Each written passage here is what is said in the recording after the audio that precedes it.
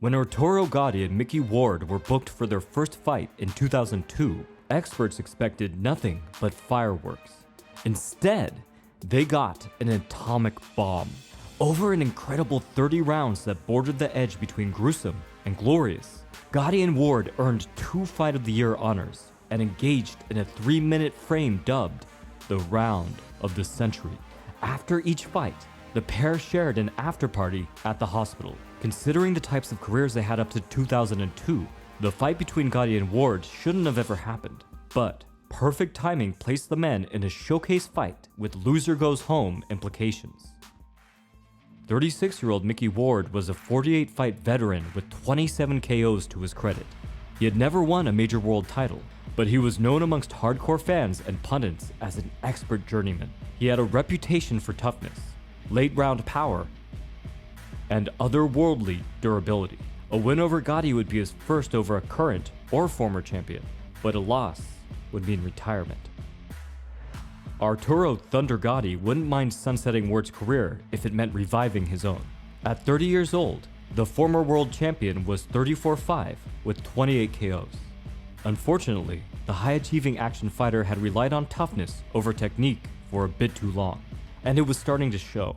A disciplined win over Ward was required to keep his career alive. 10 rounds, junior welterweight. The fight commenced, and initially, it seemed like the Gatti rejuvenation project was paying off. He used rapid-fire jabs that drew repeated parries from Ward, opening up the way for sneaky lead hooks that were hitting their mark. That's for sure. He's coming out off the bat. The cut on the right eye of Mickey Ward. Plus, Gatti employed clean footwork and head movement to avoid Ward's stalking pressure and wide, swinging hooks. He's looking very good. His cheapest punches real loose, freely. Everything is flowing beautiful, and he's moving out of the way very gracefully. And Gatti was letting loose with blazing fast combinations that found their targets through sheer volume, like Ward was trying to use an umbrella against a tsunami.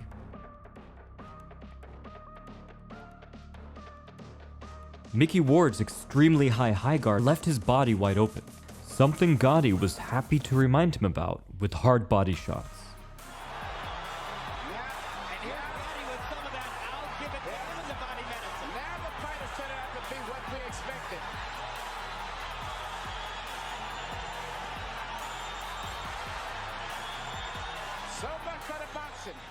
But starting in the 5th, Ward began to build momentum with heavy connections that really bothered Gatti. Surviving the early onslaught was impressive enough, but Ward wasn't just surviving, he was getting stronger. He ratcheted up the pressure, carrying forward like a violent wind-up toy, and cracked Gatti with sickening shots to every target available. And though many still had Gatti ahead, he had not done nearly enough to truly control the fight, or discipline Ward's endless pursuit.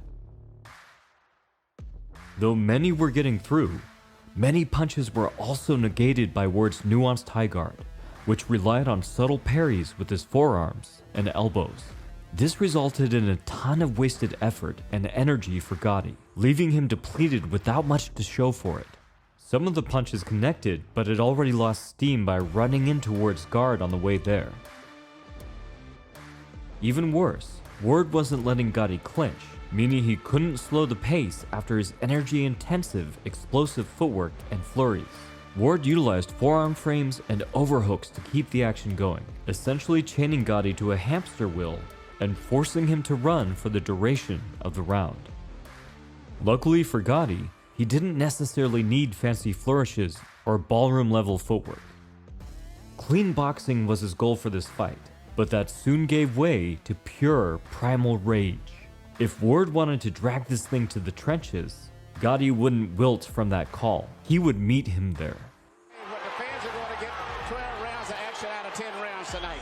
And from this point in the fight, their shared battle lust, combined with their contrasting styles, would create one of the most intense fights ever seen in the ring. It is man against man in there. Tremendous rally by Mickey Ward.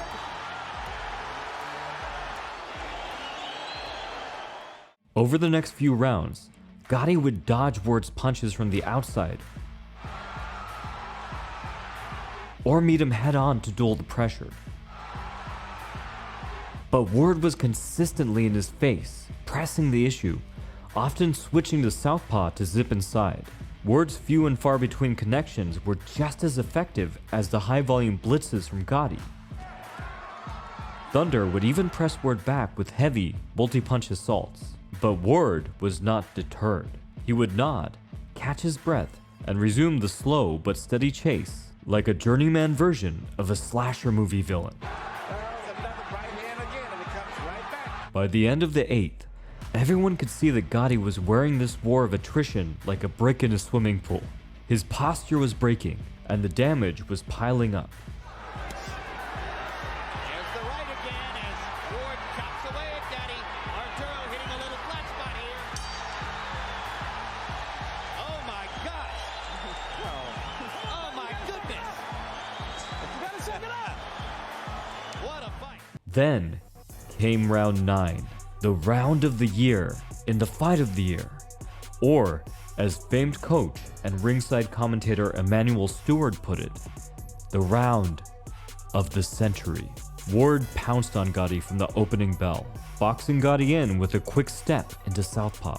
Thunder looked for safety in the clinch, but Ward would have none of it. He slammed Gotti with uppercuts before hitting him with a setup hook to the head. With Gotti's guard up high, he left an opening for the most polished weapon in Ward's entire arsenal, his signature left hook to the liver. As soon as it landed, Gotti's face contorted in pain as he fell to a knee.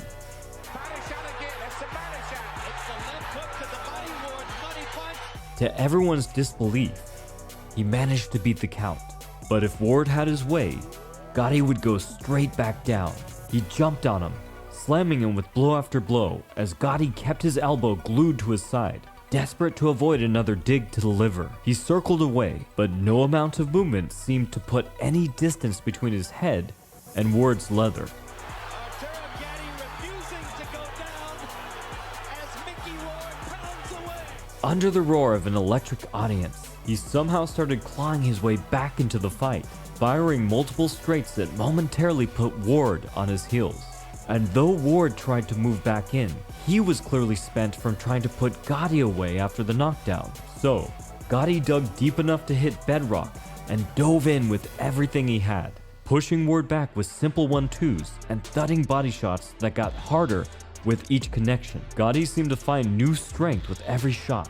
He grinned as he pressed Ward to the ropes, seemingly dubious that he was actually slipping back into the fight. He slammed Ward like a heavy bag, every shot fueled by revenge, pointedly aiming at Ward's liver. But miracles can only last for so long. And the tables turned again, Ward finding a few hard counters that weaved their way through Gotti's multi-punch assault, prompting Gotti to grab the ropes for a quick rest. Then, the fighters were back in the center of the ring, lobbing strikes in unison, working through swelled red masks and extreme fatigue. Neither man wanted to give an inch, but it was Gotti who'd been down and was now barely running on fumes. Ward stuck him to the ropes with ghastly punishment, wailing on him as the commentators almost begged the referee for mercy. But Gotti somehow remained upright to see the end of this infamous round. In the final frame, round 10 of the 10-round fight, the fighters summoned their final reserves of energy, desperate to stand their ground. They traded connections as the momentum swung like a seesaw, each willing to take damage if it meant inflicting some. This is the way it has to end. Arturo Gotti, Irish Mickey Ward, two of the most honest fighters in the sport of boxing, circa 2002. I am humbled by watching these two guys take the punishment they are taking. Well, we told you it might be a candidate for Fight of the Year. We didn't know it would be a candidate for Fight of the Century. With 10 seconds left, Gotti landed one of his best punches of the fight, spinning Ward into southpaw. But it wouldn't be enough. When the scorecards rang out, it was Ward who claimed the controversial majority decision.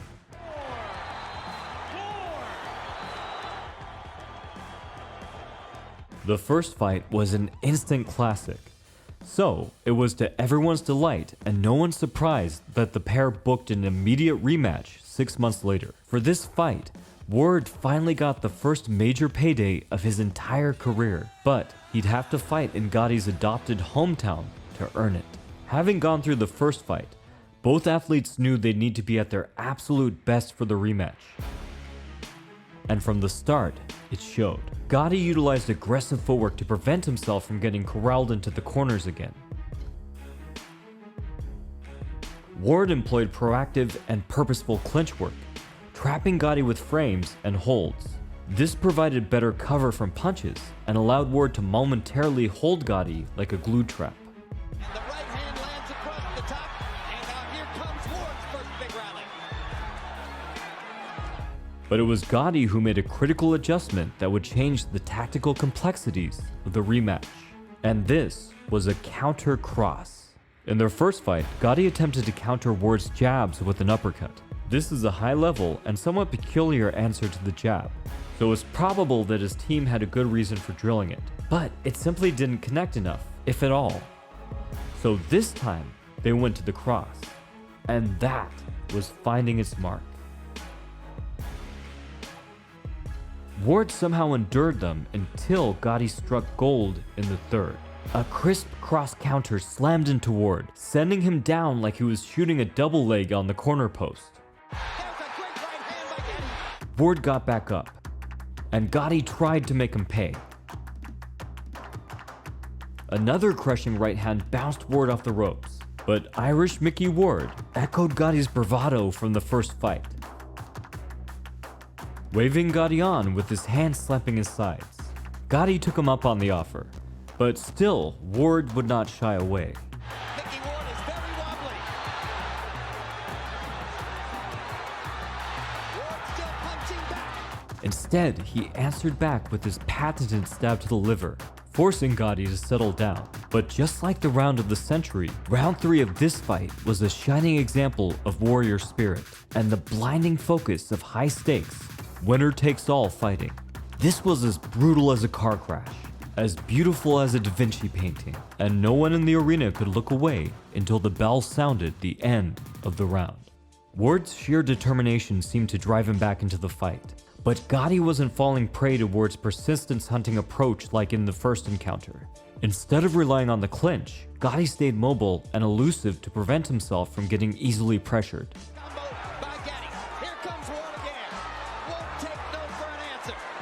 Plus, his consistent, bone-chilling body shots were sticking Ward in place long enough for him to skate away. Clean, expert boxing.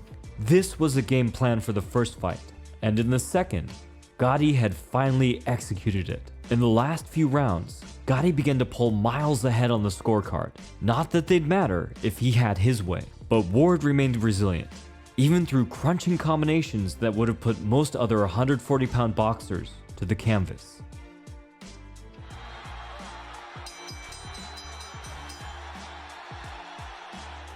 The fight ended, and Gotti came away with the victory by a large margin. But even still, the public craved a rubber match. And even crazier, Gotti asked for it too. With the fight of the year and an action-packed follow-up behind them, Gotti and Ward would meet one more time. And while you might be wondering how the third fight could possibly outshine the first two, in actuality, no one could have been prepared for the drama-filled barn burner of this trilogy's final chapter. Ward entered the third fight with the same attitude as the first. Retirement was on the horizon. The 37-year-old part-time construction worker wanted to finally put the hurt business behind him. So this wasn't just closing the book on a rivalry, it would be his final work in his 17-year tapestry of boxing passion and dedication. On Gotti's side, this fight was just as important. He'd seemingly found his groove against Ward in the rematch, but he needed to leave no doubt that he was a rejuvenated and improved fighter. At 31 years old, Gotti was as hungry as ever, desperate to reach the championship status of his early 20s. So with one man fighting for a storybook ending and the other fighting for a path forward, the stakes were set for the final first round. Ward began the contest with what seemed, at first at least, like a solid game plan. He traded tanking forward with his ironclad high guard, taking an offensive approach by countering individual strikes with specific counters. He countered Gotti's jab with the cross, matched his lead hook with one of his own, and leaned on a counter cross to discipline Gotti's right hand body attacks. It was great in principle, but Gotti's clear speed advantage made these counters incredibly tough to land. Even worse, the tactics that Gotti had used in the first fight were even more polished now. Mickey Ward doesn't look too good at this point in time in the fight. Arturo's beating him up. He's beating him in every way. Power punches, boxing, ring generalship. Heading into the fourth, Gotti was doing so well that it seemed like he would mostly coast through the entire fight. But then, disaster struck. Ward's forearm blocked Gotti's vision. He misaimed his strike. An errant body shot bounced from Ward's guard, slamming into his hip. The reaction was immediate and painful. Gotti's right hand, which was fractured in the second fight, was now straight up shattered. Not even halfway through their encounter, he was a one-handed fighter from here on out. Ward was back in it now, swarming Gotti, who did his best to stop the violent whirlwind headed his way. He used every trick available, clinching, moving, shelling up against the ropes. And we're wondering if Arturo may have hurt his right hand again. He grimaced in pain and hasn't thrown the right hand since. And Mickey Ward is taking advantage to pound it. Long fight to have anything hurt. Blocking Ward's heavy left hook with a broken hand must have been hell on earth. Even still, he held on, regained his footing with his crafty lead hand attacks. By the midway point of the round, Gotti mustered the courage to lob a right hand, but it did nothing to stop the hurricane that was Ward's offense. Ward was paying Gotti back with interest, swirling punches into any opening he could find. He wrestled inside, pounding Gotti's jaw with uppercuts. But then, Gotti battled his way back, winging his left hook with 110% effort, and even throwing his right hand with renewed vigor. He took multiple rounds worth of damage in just a couple minutes, but he was not giving in. Gotti coming back, using the left hand. Gotti showing great courage as he tries to get Ward off of him with one hand. In between rounds, Gotti told his corner that his hand was jelly. What you want me to do? My right hand. What you want me to do? I gotta keep going. Okay, listen. Gotti was resolute. He was here to fight.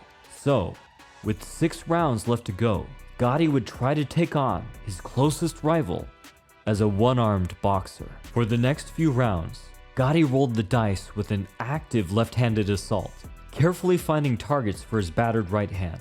But even the softest target resulted in unimaginable pain each time he connected. Astonishingly, his gamble was paying off. He was handling Ward with just his left hand, but his luck ran out in the 6th. Ward and Gotti threw dueling left hooks, but an Irish follow-up overhand right blasted Gotti's temple, sinking him to the floor.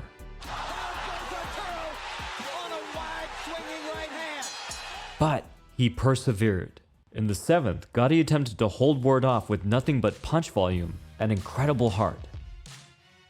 But Ward carved another crippling right around Gotti's shoulder, momentarily sticking him in place. A one-armed Gotti wobbled backwards, taking damage as the arena swirled around him. Even still, he fired punches like a Gatling gun, refusing to concede. And then, at the halfway mark, Gotti canceled Ward's combination with a stellar left hook that rattled the working-class journeyman down to his boots. Suddenly, Ward was the one trying to survive.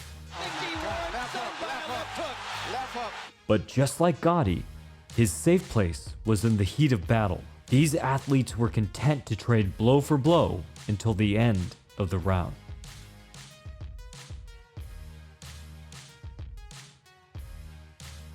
It was a nail-biting affair thus far. The final 3 rounds would determine not only this fight, but the entire trilogy. As if he hadn't been impressive enough thus far, Gotti went into a higher gear, and somehow he used his ruined right hand to do it. Whether it had gone completely numb, or he had just gotten resigned to the pain, he now was throwing it with authoritative, fight-ending intent. Now his punches had routes for accurate combinations with both hands, a successful tactic dating back to the second fight. Soon enough, Gotti's compact left hook was sliding inside Ward's wider power punches, simply getting to the target first. He was back in the driver's seat for the first time since breaking his hand, and he seemed to be rolling downhill on Ward, who was gasping for air thanks to Gotti's incessant bodywork. And then, the 30th round. The two men embraced, at this point feeling more like brothers than sporting rivals. But, as expected, the moment of tranquility quickly gave way to chaos. Ward landed a hard counter to start, but Gotti paid him straight back with a multi-punch combination. From there, the pair engaged in what amounted to a street fight on professional canvas. Punches sailed in either direction, rocking the men back and forth like the ring was on choppy water. But they did not budge. They couldn't afford to. They peered through crimson disfigurement, standing within the shared history of boxing's greatest rivalries. Each earnest attempt at harm had meaning far beyond violence. It was proof of their warrior code, a conversation that only they could understand. The men exchanged in a final, exhausted flurry as the bell rang out. Every spectator knew that they had just witnessed history. The inferno of this incredible series welded these two men firmly within boxing's rich history. It was Gotti who was crowned the king of the trilogy. But it was a rare instance where both men were truly victorious. It dragged Mickey Ward from relative obscurity to worldwide recognition, the masses standing in awe of his toughness and dedication. For Gotti, it fueled him to once again wear gold before his untimely passing at only 37 years old. A life ended too soon, filled with achievements few could ever hope to match. Through the horrific beauty of neck-and-neck combat, respect turned to close friendship. Ward coached Gotti for his final fight, delivered the eulogy at his funeral, and at his posthumous Hall of Fame induction, Ward said, "Even though he beat me, I miss him every day. I'm proud of him, like you would not believe." From the Modern Martial Artist, this has been David Christian, wishing you happy training.